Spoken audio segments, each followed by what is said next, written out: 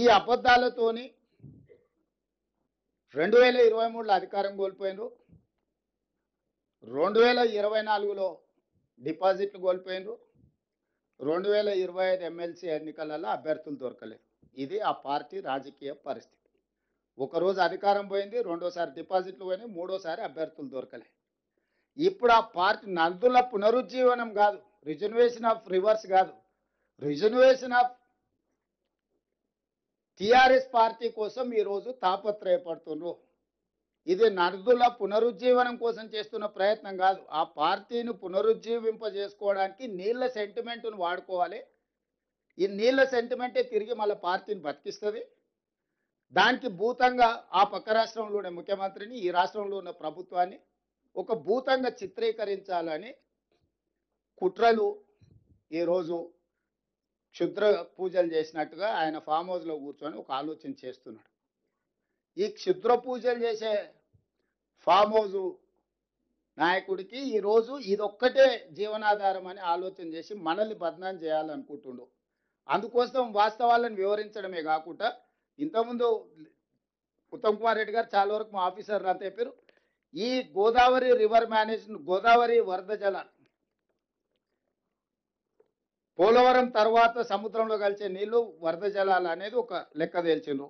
వారే 2016 ఉమాభారతి గారి నేతృత్వంలో జరిగిన మీటింగ్లో స్పష్టంగా చంద్రశేఖరరావు గారే ఏ విధంగా ఆ రోజు సెప్టెంబర్ 21, 2016 ఈ అపెక్స్ కౌన్సిల్ మీటింగ్ జరిగింది. ఉమాభారతి గారి అధ్యక్షతనే చంద్రబాబు నాయుడు గారు మన చంద్రశేఖరరావు గారు కలిసినప్పుడు వారే స్పష్టంగా చంద్రశేఖరరావు గారి ప్రపోజల్ మూవ్ చేసిండు, చంద్రబాబు నాయుడు మూవ్ చేయలే. పోను చంద్రబాబు నాయుడు మూవ్ చేసిండు, తెలంగాణకు అన్యాయం చేస్తుండు, ఇంత అన్యాయం ఉంటుందని మనం అనడానికి కూడా లేదు. స్పష్టంగా ఈ 8 పేజీల మీటింగ్ మినిట్స్, ఇది ఇక్కడ ఉన్న కాగితం తర్వాత సీఎంఓ నుంచి మీకు అందరికి ఇస్తారు. 8 పేజీలలో ఏం జరిగింది, ఏం చర్చ. దాంట్లో 6వ పేజీలో సెకండ్ పారాగ్రాఫ్లో స్పష్టంగా more than 1000 TMC of water is required and Krishna basin ki. On the other hand, more than 3000 TMC is going waste into sea every year in Godavari river.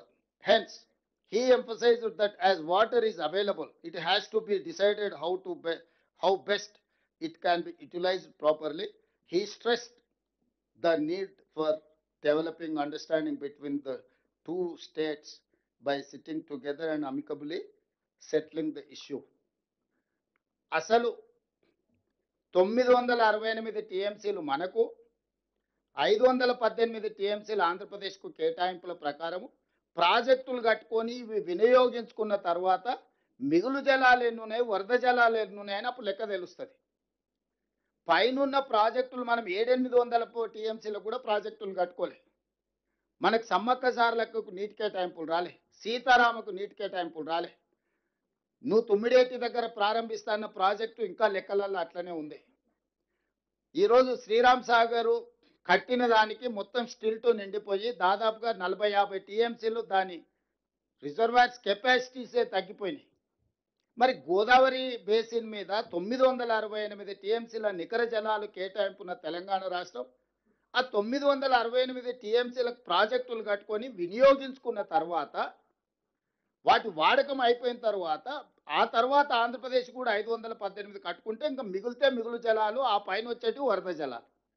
మరి చంద్రశేఖరరావు గారికి ఏ దేవుడు చెప్పిండో 3000 టీఎంసీలు ప్రతి సంవత్సరం వరద జలాలు సముద్రంలో కలుస్తున్నాయని లేని ఏగు పెట్టి రాచపుండును పెట్టిందే చంద్రశేఖరరావు.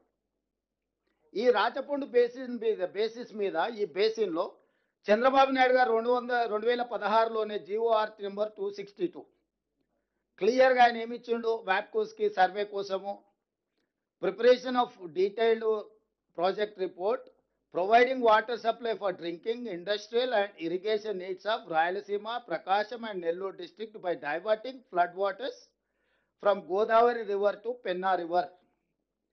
2016 నాడే చంద్రశేఖరరావు గారు ఏ రోజైతే ఉమాభారతి గారి దగ్గరికి వెళ్ళి 3000 టీఎంసీలు ఉన్నాయని ఈ రాచపుండును మనకు అంటించిండో తెలంగాణకు, అప్పుడే చంద్రబాబు నాయుడు గారు వ్యూహాత్మకంగా దీని సర్వే కోసం ఇమ్మీడియట్గా 5 కోట్ల రూపాయల సర్వే కోసం ఇచ్చి వ్యాప్కోస్కి ఆ రోజు జీవో ఇచ్చి చేసిండు. దాని తర్వాత ఇన్ కంటిన్యూషన్ ఆఫ్ దట్ ఇంకా అవతల నుంచి కూడా తీసుకెళ్ళడానికి మళ్ళీ జీవోఆర్టీఎంలో 230 29/3/2018 ఇంకొక జీవో ఇచ్చింది దీని కొనసాగింపుగా. ఈ రెండింటి నేపథ్యంలో ఫేజ్ 1 కింద దాదాపుగా 200 పేజీల రిపోర్టు వ్యాప్కోస్ వాళ్ళు ఆంధ్రప్రదేశ్కి 2018లోనే సబ్మిట్ చేశారు. దాంట్లో 4 రకాల ప్రతిపాదనలు. పెన్నాకు గోదావరి జలధార 4 ఆప్షన్స్ ఇచ్చారు. ఆప్షన్ 1, ఆప్షన్ 2, ఆప్షన్ 3, ఆప్షన్ 4 4 రకాల ఆప్షన్స్ ఉన్నాయి. ఇందులో option 4 is the best option. దీని ప్రకారం 400 టీఎంసీలు తీసుకొచ్చి ఈ రోజు మనం 200 టీఎంసీ గురించి మాట్లాడుతున్నాం. యాక్చువల్గా this project is design for 400 TMC, not for 200. టెంపరీగా ఇన్ఫ్రాస్ట్రక్చర్ అంతా 200 టీఎంసీకి చూపిస్తున్నారు, కానీ వాళ్ళు సివిల్ వర్క్లు మొత్తము ఇప్పుడు పంపించిన పిఎఫ్ఆర్ ఏదైతే ఉందో ఫీజిబిలిటీ రిపోర్ట్ ఏదైతే ఇచ్చిండ్రో అందులో 300 టీఎంసీకి ఆల్రెడీ డిజైన్ చేశారు. పంపులు మాత్రమే ఫిట్ చేస్తున్నారు. ఇంకొక 100 టీఎంసీకి 200 టీఎంసీలకు పంపులు ఫిట్ చేస్తారు. 300 టీఎంసీకి మొత్తం ప్రాజెక్టులు కడుతున్నారు. కెనాల్స్ కానీ పంపులు ఫిట్ చేసుకోవడానికి అవసరమైన కాంక్రీట్ స్ట్రక్చర్స్ ఇవన్నీ. సో 400 టీఎంసీని ఏ విధంగా అప్ టు ప్రకాశం నెల్లూరుకి తీసుకెళ్లాలనో 2016 నాడే చంద్రశేఖరరావు గారు చెప్పుడు, చంద్రబాబు నాయుడు గారు ఇదే అదనుగా తీసుకొని పనులు మొదలుపెట్టుడు. చంద్రబాబు నాయుడు గారి హయాంలోనే మొదటిసారి చంద్రబాబు నాయుడు గారి హయాంలోనే ఇన్ని పేజీల రిపోర్టు వ్యాప్కోస్ ఆంధ్రప్రదేశ్ గవర్నమెంట్కి ఇచ్చింది. ఏ ఒక్క రోజు కూడా చంద్రబాబు నాయుడు గారు ఉన్నప్పుడు 16 నుంచి 19 వరకు ఏ ఒక్క రోజు ఇది చంద్రబాబు నాయుడు గారిని వ్యతిరేకించలేదు చంద్రశేఖరరావు గారు. ఇది వదిలేసి 2019లో మళ్ళీ జగన్మోహన్ రెడ్డి గారు రాగానే ఇప్పుడు అన్ని పవర్ పాయింట్ ప్రజెంటేషన్లు చూపించారు. In continuation of Chandrababu Naidu proposal, Jaganmohan Reddy గారు వచ్చినాక కూలంకషంగా డీటెయిల్డ్ ప్రాజెక్ట్తోనే ఇదే ప్రగతి భవన్లు ఇక్కడనే మిత్రులు పొన్నం ప్రభాకర్ గారు చెప్తారు, ఇదే ప్లేస్లో జగన్మోహన్ రెడ్డిని పిలిచి మంచి భోజనం పెట్టి పవర్ పాయింట్ ప్రజెంటేషన్ ఇచ్చి ఏ విధంగా గోదావరి జలాలను పెన్నా పరివాహక ప్రాంతానికి బంకచెర్ల వరకు తరలించుకెళ్లాలను చంద్రశేఖరరావు గారే వాళ్ళకి మొత్తం నేర్పిండు. ఈరోజు ఆయన 80,000 పుస్తకాలు చదివిన తెలివితేటలు విశ్వాసం ఏదైనా ఉంటే తెలంగాణ ప్రజల పట్ల చూపించాలి. వారు చంద్రబాబు నాయుడు ఇక్కడికి వచ్చినా గోదావరి జలాలే తీసుకుపోతామన్నారు. జగన్మోహన్ రెడ్డి ఇక్కడికి వచ్చినా గోదావరి జలాలే తీసుకుపోతామన్నారు. చంద్రశేఖరరావు గారు నగరి రోజా గారింటికి వెళ్ళినా కూడా గోదావరి జలాలని మీకు ఇచ్చి రాయలసీమను రతనాల సీమ చేస్తా అన్నాడు.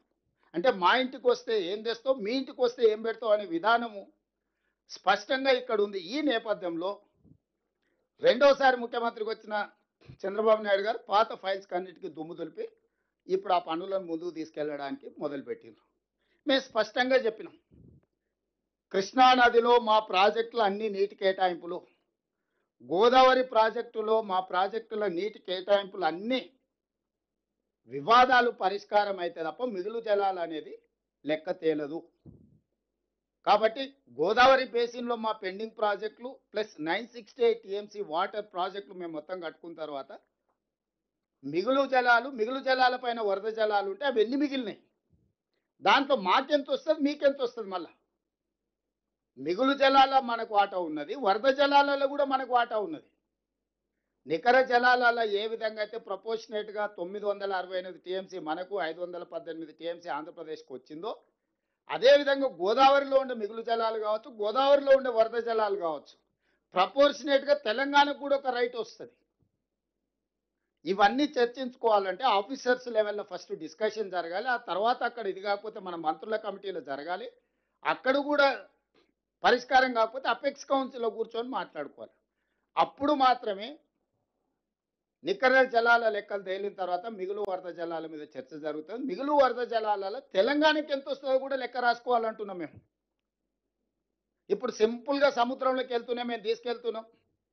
చంద్రశేఖరరావు గారు 2016 నుంచి 2023 వరకు మాకు సంపూర్ణంగా సహకరించాడు. మా ఎడారిగా మారిన రాయలసీమను రతనాలు సీమ చేస్తా అన్నాడు. కేవలము రాగి సంకటి రొయ్యల పులుసుకే మాకు ఇంత అవకాశం ఇచ్చిండు చంద్రశేఖరరావు గారు. ఉత్తమ్ కుమార్ రెడ్డి రేవంత్ రెడ్డి ఎందుకు అడ్డం పడుతున్నారు అని ఇప్పుడు వాళ్ళ బాధ. ఉత్తమ్ కుమార్ రెడ్డికి రేవంత్ రెడ్డికి రొయ్యల పులుసు కానీ రాగి సంకటితో పనిలేదు.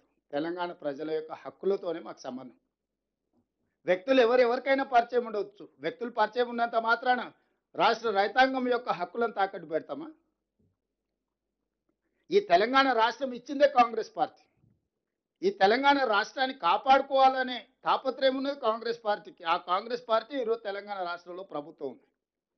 మేము అహంకారంతోనో నిర్లక్ష్యంతోనో గొప్పల కోసం వ్యవహరించదలుచుకోలేదు. మేము సాంకేతికంగా అంశాలను ప్రభుత్వాల ముందు, రాజకీయపరమైన విధానంతో ప్రజల ముందుకు, న్యాయపరమైన విధానాలతోని ఎక్కడ కొట్లాడాలనో అక్కడ కొట్లాడతాము. అసలైన తొలి వెలుగు. ఫాలో వాట్సాప్ @తొలి వెలుగు official.